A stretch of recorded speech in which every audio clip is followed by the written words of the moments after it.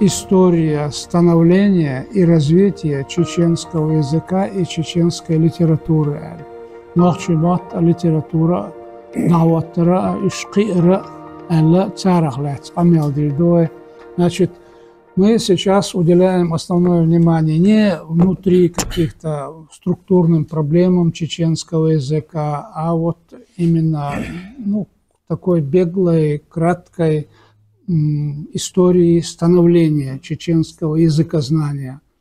А становление языкознания, оно зависит от тех исследователей, которые в разные исторические эпохи занимались чеченским языком, посвятили чеченскому языку какие-то труды.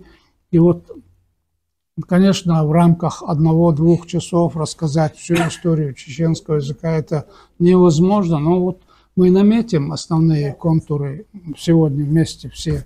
И дальше уже будем периодически, посвящать из этой общей проблемы каким-то аспектам другие мероприятия. Значит, обычно в советское время все делили на до и после. До революции и после революции. Но до революции очень много времени прошло, там тысячелетия прошли. И что за это время, к сожалению, как, допустим, грузины, как греки, как римляне, итальянцы и так далее, мы не можем достать свою написанную историю, трактаты по этим языкам, как Аристотель писал о синонимии, например, антонимии и так далее.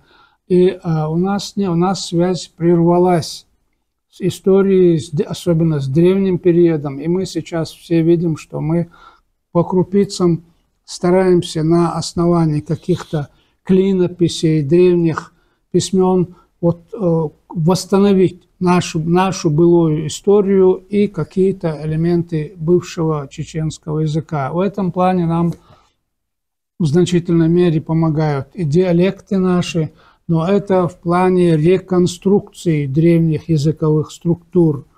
А прямых текстов опять-таки у нас не сохранилось. И дореволюционный период, я тоже взял этот период, потому что он очень долгий. Первое начало, допустим, обозримой истории. Гюльденштедт, словарь Екатерины II, значит, его книга «Путешествие по России и Кавказским горам», том 2, Санкт-Петербург, 1791 год, страница 652. Его материалы, он собирал по Кавказу материалы, и его материалы, они вошли в сравнительный словарь Екатерины II. И этот словарь, сравнительные словари всех языков и наречий, собранные десницей величайшей особы, Паллас, Санкт-Петербург, 1787 год. Значит, Гюльденштедт, Паллас. Десница, имеется в виду правая рука, десница великого мастера у грузинского поэта была такая, не поэта, извините, писателя, роман такой был, крупный роман. То есть это рука, так? Собранные рукой и великой императрицы, имеется в виду.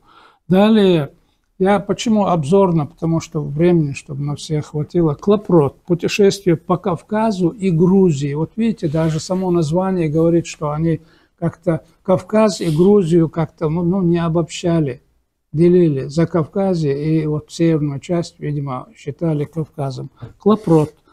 Язык миджегов. Миджеки – это мы. Миджеки. Так, Париж, 1823 год. Услар, все мы наслышаны о деятельности Услара Петра Карловича, этнография Кавказа, чеченский язык, 1888 год. И в этой книге Услара, там в переводе на русский с немецкого раздел Шифнера помещен. По чеченскому языку издана работа в Тифлисе, в тогдашний центр Кавказа, как говорится, 1888 год.